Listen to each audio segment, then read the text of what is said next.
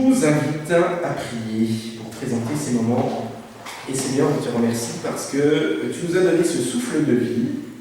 Et ce souffle est ce qui nous distingue de tout le reste de la création. Parce qu'en fait, c'est en relation avec toi que nous comprenons le sens de notre vie, le sens de ce que tu veux pour nous. Et on est conscient que sans ce souffle, on a un problème de traduction de ce qui se passe autour de nous. Et en fait, on veut comprendre intelligemment ce dessein pour lequel tu as fait le monde, pour lequel tu nous as placés ici. Et de nous, Seigneur, vraiment d'être attentifs à ta parole. Amen. Voilà, la dernière fois, donc, nous avions terminé donc, le premier récit de la création. Donc, je ne sais pas si vous vous souvenez, on avait vu Genèse 1. Au début juillet, on avait vu le tout début de la création. La semaine dernière, on avait vu donc, la création de l'homme et puis le jour du repos que Dieu prend. Et puis, ce récit de la création, alors souvent quand on lit le texte biblique, on ne fait pas très attention, mais en fait vous avez deux récits de la création qui sont mis l'un d'un côté de l'autre. Ils sont deux récits bien indépendants. Donc jusqu'au chapitre 2, verset 3, on a un premier récit de la création en 7 jours, qui raconte sous forme d'un poème l'extase du Créateur en voyant l'homme déclaré très bon, et puis ensuite Dieu qui se réjouit et qui jubile en voyant sa création. Et puis à partir du chapitre 2, verset 4, jusqu'à la fin du chapitre 3, on a un autre récit de la création qui vient, cette fois-ci, s'intéresser plus intensément sur l'homme et sa place au milieu de la création, la place des relations interhumaines, la place du péché au milieu de tout cela. Et donc, aujourd'hui, j'aimerais m'intéresser donc un peu plus spécifiquement au chapitre 2, au moins une première partie du chapitre 2 du livre de la Genèse. Voilà, et donc je vais lire donc, voilà, quel est le projet de Dieu pour l'homme. Et donc, au chapitre 2 de la Genèse, on est vraiment sur le projet initial de Dieu tel que Dieu l'avait prévu pour l'homme. Au chapitre 3, on va voir, il y a un petit clic au milieu de tout ça, mais pour l'instant, on va s'intéresser au chapitre 2. Verset 4 jusqu'au verset 18. Jusqu'au verset 17. Telle est l'histoire de ce qui est issu du ciel et de la terre lorsqu'ils furent créés. En gros, il y a un petit titre qui nous annonce que l'auteur va nous raconter comment, pourquoi, plus spécialement pourquoi Dieu a créé les choses ainsi. Au temps où l'Éternel Dieu fit la terre et le ciel, il n'existait encore sur la terre aucun arbuste, et aucune herbe des champs n'avait encore germé. Car l'Éternel n'avait pas fait pleuvoir sur la terre, il n'y avait pas d'homme pour cultiver la terre. De l'eau se mit à sourdre et à irriguer toute la surface du sol.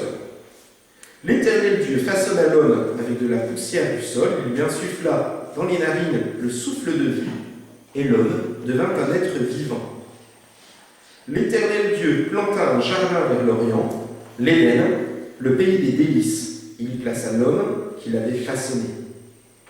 L'Éternel Dieu fit pousser du sol toutes sortes d'herbes d'aspect agréable, portant des fruits délicieux. Il mit l'arbre de la vie au milieu du jardin, il y plaça aussi l'arbre du choix entre le bien et le mal. Du pays d'Éden sortait un fleuve qui arrosait le jardin. De là, il se divisait en 4 bras.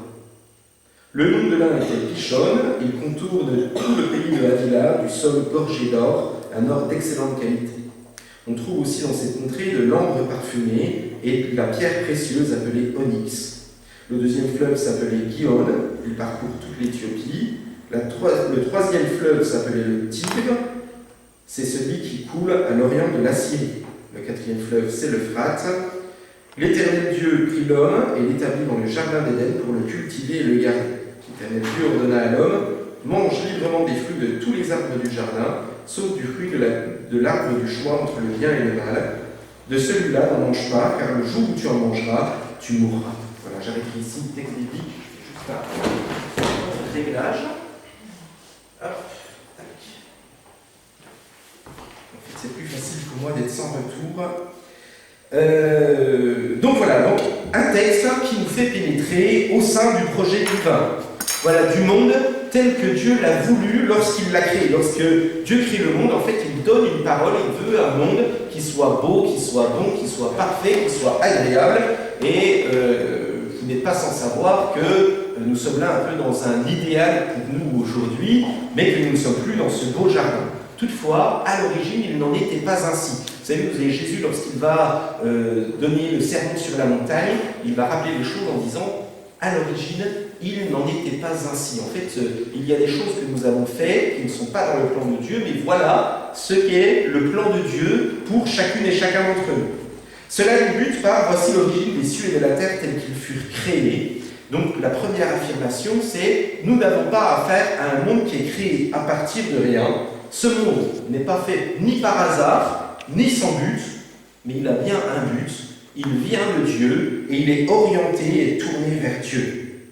Autrement dit, ce texte est là pour répondre à la question de pourquoi nous sommes là, qu'est-ce que ce monde veut dire, qu'est-ce que cela signifie. Ces questions, tous les humains se les posent, c'est pour ça qu'on fait de la science, c'est pour ça que l'on a des discussions de comptoir au bistrot du coin en se posant des questions sur qu'est-ce qui s'est passé avant, pourquoi, quelles seront les conséquences.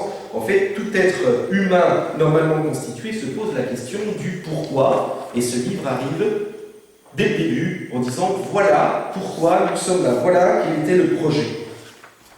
L'auteur part du principe que la recherche dont vient et son sens, et que c'est normal qu'il y ait un sens, que nous soyons en recherche de ce sens. Ce récit vient compléter donc le premier récit de la création, celui que nous avions en Genèse 1. Dans le premier récit de la création, on cherchait à expliquer comment le monde était vu. Donc on expliquait un petit peu, voilà, le premier jour il y a eu ci, il y a eu ça, et donc on expose un peu avec la science de l'époque comment les choses se sont faites. Ici, on part du postulat que le monde est créé, qu'il y a bien un monde qui existe, mais on veut chercher à comprendre quelle est la place de l'homme au milieu du monde. Donc en fait, il y a un virage qui s'est fait. Au début, on cherche à comprendre pourquoi l'homme est là. Là, ici, maintenant, on part du principe l'homme est au centre de la création. Et du coup, c'est révélé aussi dans ce récit. L'homme n'arrive pas au dernier moment dans le récit, mais il est placé au centre de l'histoire. En fait, l'écrivain qui écrit ces lignes cherche en fait, mais qu'est-ce qui se... Enfin, en fait, il est clairement en train d'exprimer il n'y a pas de sens dans ce monde si l'homme n'est pas au milieu de la création. Et avant même que tout soit expliqué, par exemple la végétation ou bien la place des animaux, qui seront développés un petit peu plus tard dans ce livre, dans ce deuxième chapitre, et bien là, tout de suite, il nous parle de l'homme et de l'importance de l'homme. Une autre différence, c'était celle que je vous disais, la végétation était placée avant l'homme dans le Genèse chapitre 1. Ici, on se rend compte que celui qui va donner du sens à la végétation, celui qui va donner un ordre à la végétation, eh bien, c'est l'homme. Autrement dit, l'homme n'est pas placé dans un milieu hostile, l'homme n'est pas placé dans un milieu qui est dur, il n'est pas placé au milieu d'une jungle, mais il est placé au milieu d'un jardin de délices. Nous découvrons donc le but de ce livre en plaçant l'homme au centre de l'épopée qui est en train de se dessiner au sein de la Bible. Eh bien, nous nous rendons compte que ce livre est écrit à partir du chapitre 1 jusqu'à la fin du livre de la Bible pour s'intéresser à l'histoire de l'homme, à l'histoire de l'humanité. Autrement dit, dès les premiers versets de la Bible, nous avons une affirmation, la Bible est écrite pour nous. Et elle n'est pas là juste pour raconter un phénomène historique ou comme les écrits des autres peuples, elle n'est pas là juste pour essayer d'expliquer des choses, mais elle est là vraiment en affirmant qu'elle a une parole à nous donner pour nous. Mais alors du coup, quel est le but de l'homme dans toute cette histoire? Alors l'un des premiers buts, je vais reprendre le verset 5, alors, l'un des premiers buts, on le voit au verset 5, « Il n'existait encore sur la terre aucun arbuste, et aucune herbe des champs n'avait encore germé, car l'Éternel Dieu n'avait pas fait pleuvoir sur la surface de la terre. Il n'y avait pas d'homme pour cultiver la terre. » Et on a l'impression, en fait, qu'on se retrouve dans un désert aride, dans quelque chose qui n'a ni queue ni tête, qui n'a pas de sens tant que l'homme n'est pas placé au milieu pour faire quelque chose de spécial. En fait, le problème dans ce texte n'est pas qu'il n'y a pas d'eau. Vous savez, parce que, par exemple, aujourd'hui, on se bat dans plusieurs pays parce qu'il n'y a pas d'eau pour essayer d'irriguer, pour essayer de faire quelque chose. Ici, le problème, c'est plutôt qu'il y a de l'eau, mais qu'il n'y a personne pour pour donner un sens à cette création. En fait, cette création, elle est négligée, elle est, pour reprendre une expression du début de la Genèse, elle est tohu bohu, elle n'a ni queue ni tête, elle n'a pas d'ordre. Et dans le cadre de l'Ancien Testament, avoir de l'eau partout, c'est un drame, c'est un phénomène d'angoisse. Pour les gens de l'Ancien Testament, l'eau représente ce que l'on ne maîtrise pas. C'est l'angoisse, c'est l'incertitude. On ne sait pas ce que l'eau va détruire, on ne sait pas jusqu'où l'eau va aller, où est-ce que l'eau va s'arrêter. Bref, on n'est pas dans une situation qu'on est capable de contrôler. Le problème, donc, c'est qu'il y a besoin d'avoir un homme qui soit placé au milieu de cette création pour pouvoir lui donner son sens. Dans l'histoire de l'Église, à certains moments, il y a eu un rejet de la part du travail, un rejet en prétextant que certaines places ne devaient pas seraient mises à part pour Dieu et ne devaient pas toucher à tout ce qui était lié au sol et tout cela. Et puis, régulièrement, il y a eu tout au long de l'histoire de l'Église des réformes qui sont venues, en même temps qu'elle apportait une réforme à l'Église, en même temps elle est venue apporter une réforme en disant l'homme n'est pas fait pour s'isoler et être loin de la terre, mais il est là à un moment pour poser des structures à partir desquelles on va pouvoir faire des choses telles que l'irrigation, le travail. En fait, il y a un véritable schéma de société qui se dessine. Alors que tout nous était présenté comme sauvage, Dieu va placer au milieu de cette création détraquée, sans structure, et bien Dieu va placer un nid douillet. Et c'est très intéressant parce que très rapidement, donc on nous dit en fait il n'y a pas de végétation, il n'y a rien, mais Dieu va planter au milieu de cette chose qui est complètement laissée à l'abandon, un jardin douillet, un jardin d'Éden, littéralement ça veut dire jardin de délices, jardin de plaisir. Si je devais vous le représenter, c'est un peu comme si vous aviez un immense verger dans lequel vous pouvez saisir une pomme, saisir une banane, saisir une poire, saisir des caramboles, enfin bref, vous êtes juste dans un truc qui est juste formidable, qui est phénoménal, qui est merveilleux et qui n'avait jamais eu lieu jusqu'auparavant. Et Dieu va créer ce magnifique terrain dans lequel l'homme va pouvoir prendre du plaisir et du délice. Éden aussi, dans les langues sémitiques, c'est utilisé pour parler d'un jardin luxuriant. Par exemple, quand on parle des jardins de Babylone, des choses comme ça qui sont des exploits qui ont été faits en d'autres temps, eh bien, on parle d'un Éden. Alors, concernant ce jardin d'Éden, où se trouve-t-il? Alors, c'est plutôt, on devrait dire, où se trouvait-il, puisque le livre de la Genèse, à la fin du chapitre 3, nous laisse entendre que de façon naturelle, ce jardin, à un moment, va pourrir sur lui-même, parce qu'il n'a plus d'homme pour l'entretenir. Très certainement, on peut penser qu'il se trouvait en Mésopotamie actuelle, donc l'Irak, l'Iran. Peut-être certains le poussent jusqu'en Égypte, on nous parle dans la tradition de la version Summer de l'Éthiopie, mais on n'est pas tout à fait sûr, en fait, je pense que c'est un peu une utopie de partir à la recherche de ce jardin perdu, puisque les cours d'eau ont changé. Par exemple, aujourd'hui, le Tigre et l'Euphrate se rejoignent en Irak, alors qu'en fait, initialement, c'était deux fleuves qui ne se rejoignaient pas, ou bien ce fleuve qui remonte, le texte nous dit de l'Éthiopie, on a retrouvé la trace d'un fleuve qui remonte de l'Arabie et puis qui allait jusqu'en direction du Liban, et qui aujourd'hui sont des cours d'eau qui sont asséchés. Donc, clairement, on sait grosso modo que c'est entre le Moyen et le Proche-Orient, mais on ne sait pas exactement où. Par contre, au-delà de l'aspect de vouloir partir à la quête d'un lieu archéologique, il y a une symbolique qui est claire. C'est le confort de l'homme placé avant sa rupture avec Dieu. En fait, ce texte est clairement en train de nous dire qu'à l'origine, Dieu avait prévu une situation sans souffrance, une situation de plaisir, une situation d'un plaisir tel que Dieu et l'homme vivent dans une intimité profonde. Ils n'ont pas besoin de se chercher l'un l'autre, ils ont juste à s'appeler et puis spontanément, Adam répond à Dieu et parle bouche à bouche avec lui, ou face à face avec lui, et puis il y a une véritable situation d'harmonie. Ça donne envie.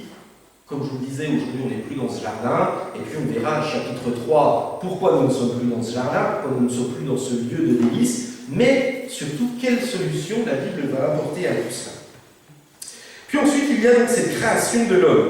Donc, comme on l'a vu, l'homme est créé et il va être placé. En fait, on a l'impression que Dieu va prendre l'homme dans sa main et qu'il va le placer au milieu de ce jardin luxuriant. Et cet homme, il nous est dit, est né de la poussière. Le verbe qui va être utilisé, Dieu va former l'homme, en fait un peu comme le potier qui va former un vase.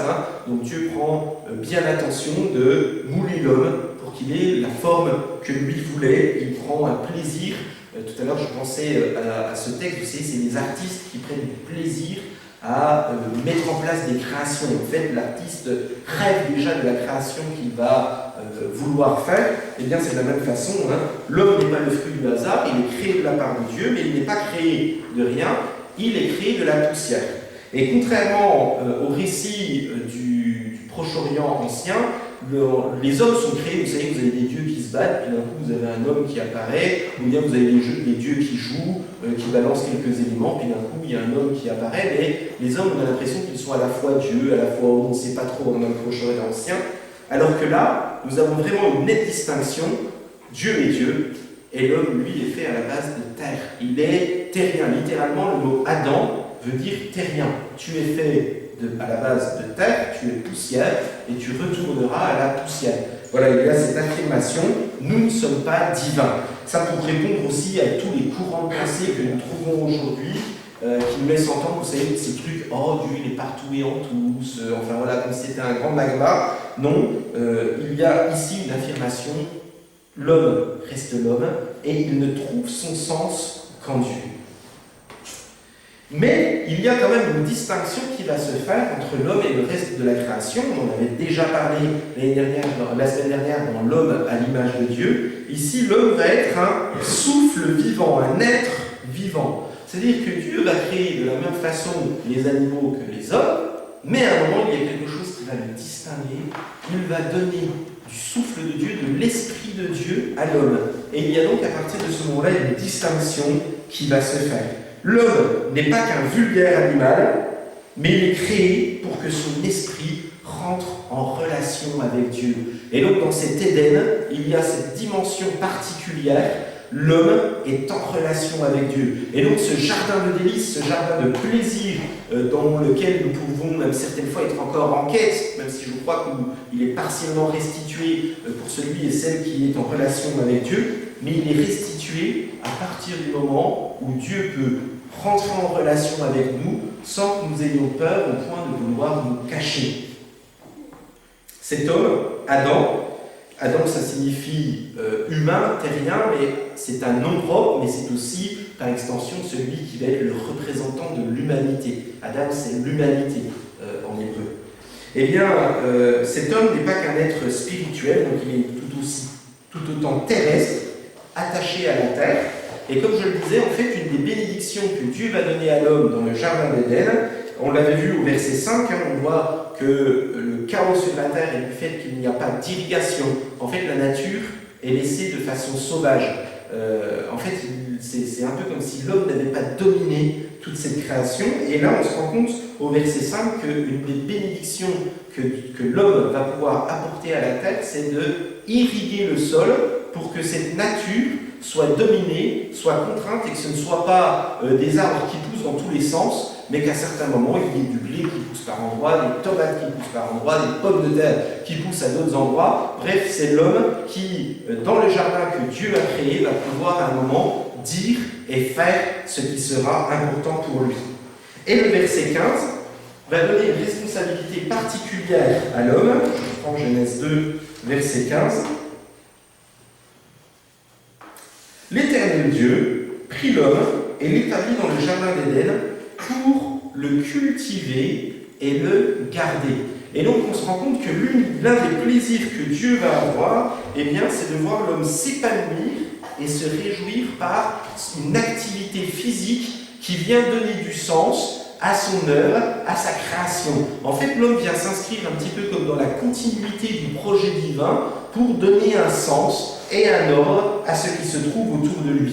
Autrement dit, nous sommes appelés à travailler de façon intelligente, de travailler de façon à pouvoir produire quelque chose de beau et de bon autour de nous.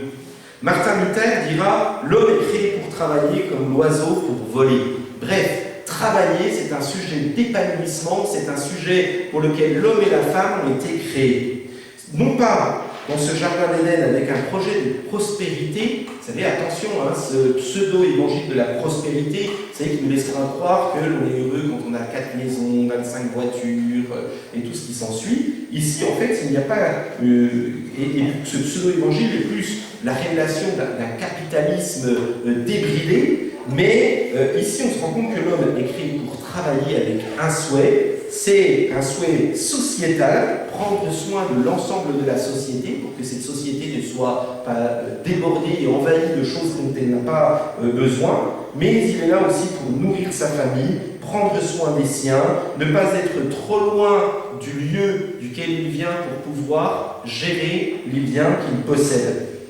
Bref, le but du travail dans ce texte est de se réjouir pour soi-même, vous savez, la fierté d'avoir accompli son travail, la fierté pour sa famille, la fierté pour le jardin dans lequel l'homme est placé, et puis un sujet de fierté aussi pour la société.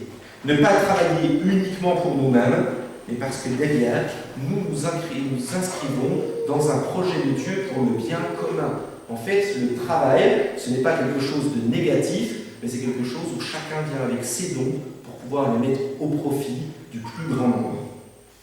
Et puis au milieu de ce jardin, eh bien, il y a 2 arbres qui sont plantés.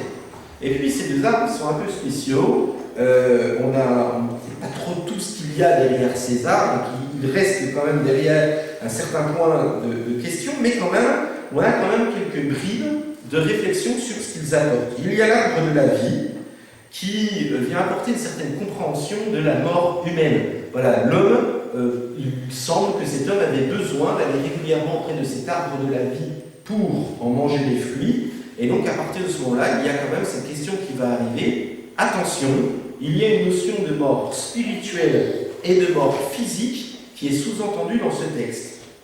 Alors, qu'est-ce que Adam et Ève comprenaient de la mort? Point d'interrogation. Enfin, il y a des questions sur lesquelles nous restons un peu en suspens. Le texte de la Genèse reste un texte assez mystérieux mais profond. On va le voir, c'est important. Pourquoi je parle pendant ces prochains jours, des 3 premiers chapitres de la Genèse? C'est parce que tout au long du récit biblique, il va y avoir des échos du livre de la Genèse jusqu'au livre de l'Apocalypse pour nous montrer le bien que Dieu veut pour nous et comment rétablir les choses. Et puis, il y a un deuxième arbre, qui est l'arbre de la connaissance du bien et mal. Ce n'est qu'un seul arbre, avec la connaissance du bien et mal. Donc il n'y a pas 3 arbres avec l'arbre de la vie, l'arbre de la connaissance du bien et l'arbre de la connaissance du mal, mais il y a un arbre, l'arbre de la connaissance de l'arbre de la vie, l'arbre de la connaissance du bien et mal. Et donc, jusqu'à présent, notre bonheur ne tenait qu'à un fil, celui de ne pas manger de cet arbre du bien et mal. Autrement dit, accepter de ne pas opposer un pourquoi arrogant aux limites que Dieu nous a placées. Alors, qu'est-ce que je dis par là? Je pense qu'il y a des choses, à un moment, que Dieu nous place comme limite, et il nous dit « ne fais pas ça ». Nous sommes des êtres qui posent plein de pourquoi, et puis à partir de l'âge de 2 ans et demi, 3 ans, assez spontanément, l'enfant arrive auprès de ses parents et cherche à lui poser des tas de questions, pourquoi, et puis un peu excédé, au bout de la 20e fois que l'enfant lui pose une question, le parent lui répond en lui disant « parce que ». Voilà, et puis on ne va pas plus loin. Eh bien, on a l'impression que ce texte vient un petit peu comme cela, en disant Dieu à un moment, effectivement, peut se poser des questions du pourquoi, ces pourquoi sont légitimes, mais en même temps, il y a un moment, un pourquoi auquel nous n'avons pas de réponse. Pourquoi Dieu, à un moment, nous dit cela est bon et cela n'est pas bon. Et alors, on a cet arbre qui est là. Et puis, alors, qu'est-ce que cet arbre de la connaissance du bien et du mal? Certains ont voulu entendre qu'il s'agissait de la sexualité. Je vous rassure, il n'est pas question de sexualité dans la connaissance du bien et du mal. Vous savez, ceux qui vous disent « j'ai goûté aux fruits défendus ». Non, tu n'as pas goûté aux fruits défendus, tu as juste fait quelque chose pour lequel l'homme et la femme sont normalement constitués et pour lesquels ils prennent du plaisir. Non, ce n'est pas la sexualité. Je vous l'avais dit la semaine dernière, la sexualité est l'un des sujets de l'un des premières bénédictions, et même la première bénédiction que Dieu donne à l'homme et à la femme, soyez féconds, multipliez-vous. Donc non, cet arbre n'est pas du tout quelque chose d'une sexualité qui serait mortifère. Non, la sexualité est pleine de vie, elle est pleine d'un désir divin. Certains ont prétendu que cet arbre était l'innocence qu'il pouvait y avoir auparavant. Vous savez, un petit peu comme si, un peu comme les enfants qui n'ont pas la conscience du bien et du mal, alors qu'en fait, on se rend compte que Adam et Ève sont créés en étant capables de discernement. Ils ne sont pas créés enfants, ils sont créés adultes, capables de discerner, capables de discernement, ils sont capables de comprendre quel est le sens du travail, ils sont capables de comprendre un sens de ce qu'il y a. Et j'aimerais plutôt donc orienter cette connaissance, ce jardin de la connaissance cet arbre de la connaissance du bien et mal comme une autonomie morale. Qu'est-ce que je mets derrière le mot autonomie morale? C'est-à-dire le fait de vouloir décider seul, indépendamment de Dieu, de ce qui est bien et de ce qui est mal. Autrement dit, quand Dieu déclare que quelque chose est mal, en fait, la femme va dire: est-ce que ce que Dieu a déclaré comme mal est véritablement mal? Eh bien, je ne le veux pas pour moi et je veux le décréter par moi-même. Et donc, en fait, c'est de vouloir se positionner comme un rejet de Dieu. En fait, ce que Dieu a dit, je m'en moque. Ce qui est important, c'est ce que moi, je veux. Et du coup, en fait, on a affaire, à partir de ce moment-là, de la grande révolte, dans laquelle tous les êtres humains vont s'instaurer petit à petit. Nous l'avons tous fait lorsque nous avons péché. Lorsque Dieu a dit « je désire ton bien et ce bien passe par ceci ou par cela », et de vouloir à un moment affirmer en disant « moi je m'en moque de ce que Dieu veut faire et je prendrai ma propre voie ». C'est se dégager de la tutelle divine. Moi je pense que, et même si Dieu a dit cela, eh bien je n'en ferai qu'à ma tête. Et en même temps, pourtant, nous sommes dans le jardin d'Éden, donc dans un jardin de délices. Et donc, tout cela pour dire que les normes que Dieu place, même si certaines fois j'aurais envie de dire « et si je faisais que selon ma volonté, est-ce que ce ne serait pas mieux ?» Eh bien, ce texte vient nous montrer que le véritable bonheur n'est pas la tentation. Il y a des tentations, et les tentations sont légitimes. Par contre, nous pouvons résister à ces tentations. Mais par contre, si nous résistons à ces tentations, nous nous trouvons donc dans un espace de liberté qui fait notre bonheur. Le jardin d'Éden était un espace de liberté dans lequel il y avait des tas de choses qui étaient permises, des tas de choses qui étaient merveilleuses. Vous savez, des fois, il y en a certains qui disent « oh, les chrétiens, c'est terrible, vous avez vu, des fois les chrétiens, ils ne peuvent pas faire ci, ils ne peuvent pas dire ça, ils ne peuvent pas... » qui relèvent des fois plus du mythe que d'autres choses. Alors en fait, ce texte de la Genèse nous dit, en fait, être chrétien, c'est être heureux, parce qu'on peut faire des tas de choses qui sont géniales et merveilleuses, mais par contre, il y a des limites qui sont fixées par Dieu, et à partir du moment où nous respectons ces limites, eh bien, nous connaissons le bonheur. La désobéissance est le fait de vouloir jouir de tout, sans limite, tout de suite. Il y a quelques années, donc, quand j'étais pasteur de Sables-d'Olonne, je travaillais en même temps dans un brico Leclerc. Et donc tout le monde savait, très rapidement, je suis arrivé au Sables-d'Olonne, j'ai lu 4 articles dans la presse qui annonçaient la venue du pasteur sur les Sables-d'Olonne. J'étais arrivé un peu incognito dans mon entreprise. D'un coup, les gens avaient placardé dans la salle de pause que j'étais le pasteur. Enfin bon, bref, donc du coup, c'était assez cool pour l'évangélisation. Et puis, du coup, ça m'a permis d'avoir plusieurs discussions avec des tas et des tas de collègues.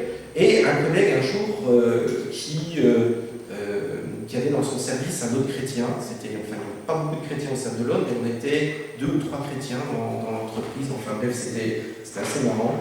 Et puis, un jour, ce collègue vient me voir et dit « tu sais, Fabien, il faut qu'on prenne du temps, il faut qu'on parle. En fait, j'ai une addiction au sexe.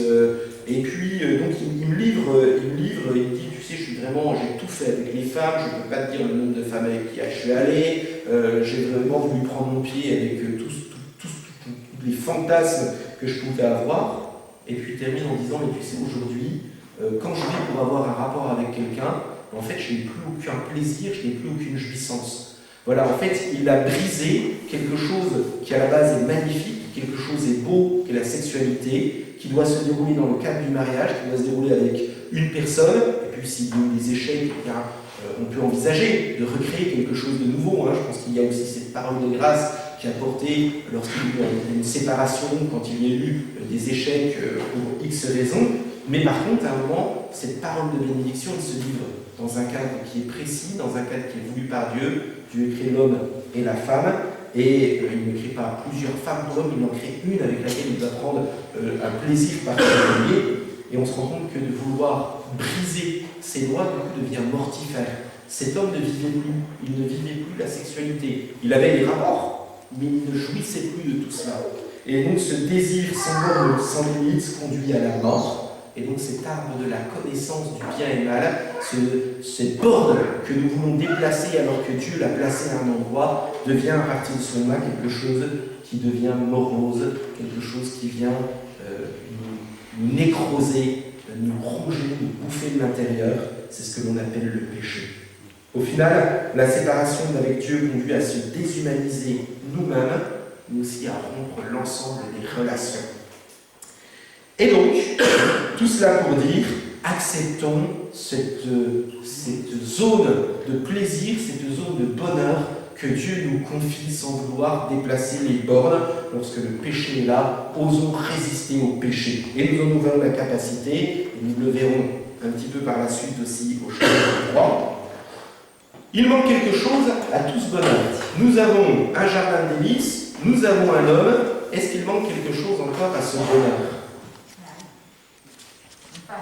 La femme, voilà. Alors, pour en savoir un petit peu plus sur ce sujet, et donc je n'ai pas voulu, parce que le temps passe et je pense que la femme mérite au moins une prédication, et si ce n'est plus, la semaine prochaine, nous continuerons avec le verset 18 et la suite. Et on va voir, c'est quelque chose, c'est juste génial, c'est merveilleux. Dieu a créé un jardin de délices, et au milieu de ce délice, il place un homme et une femme. Il y a une abondance de joie, une abondance de bonheur, mais on continuera aussi un petit peu après avec le chapitre 3 que nous débuterons la semaine prochaine. Dieu crée la femme, et puis séparément, hein, c'est une histoire qui vient séparément, le péché vient. Le péché n'est pas le seul motif de la femme, il est aussi le motif de l'homme. Nous le verrons, il y a une part de responsabilité qui est partagée, mais en tout cas le plus grand plaisir de Dieu est de voir un homme, une femme s'éclater avec lui, être en intimité avec le Créateur, et à partir de ce moment où on a toutes ces choses, eh bien on vit une véritable harmonie avec Dieu. Pour conclure, donc, le premier récit nous montrait que l'homme et la femme étaient le chef-d'œuvre de la création de Dieu.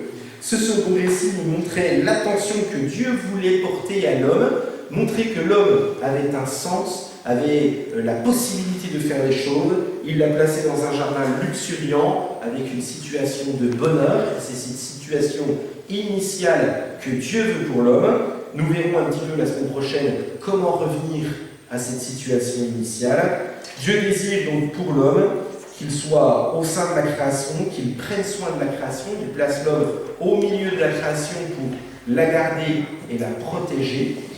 Le désir de relation aussi avec Dieu, Dieu souffle une âme vivante, un souffle de vie au sein de l'homme pour qu'il puisse être en relation avec lui. Et cette relation est une relation de liberté et qui se place dans un cadre, celui de la recherche de la gloire de Dieu en toutes choses. Autrement dit, si tu veux être béni, si tu veux retrouver partiellement ce jardin d'Éden, nous ne le retrouverons que partiellement avant le retour de Jésus-Christ, eh bien, obéis à Dieu, et à partir de ce moment-là, tu hériteras du bonheur. Je vous invite à prier. Seigneur notre Dieu, c'est toi qui es la source de notre bonheur. Tu nous as donné ce jardin luxuriant à la base, et aujourd'hui on constate les dégâts que nous faisons lorsque nous voulons déplacer cette borne que tu avais voulu bonne pour nous. Seigneur, notre désir profond, c'est que nous allons tous violer ces bornes que tu nous as données, et il n'y en aura pas une seule personne qui parmi nous pourra ressortir en se prétendant meilleur que les autres. Mais par contre, ce que nous voulons, Seigneur, c'est humblement te dire, aujourd'hui tu nous révèles quelles sont les bornes que tu veux pour nous, et nous voulons rentrer dans ce schéma que tu veux pour nous. Donne-nous de retrouver cette bénédiction initiale. Nous pouvons la retrouver en toi, dans la relation avec toi. Pardonne-nous nos péchés, donne-nous de corriger ce qui était mal positionné dans notre vie, pour que tu puisses de nouveau nous donner de jouir de tout cela, mais aussi de pouvoir le partager par le travail qui sera le nôtre, travail spirituel, travail physique. Merci de ce que tu fais.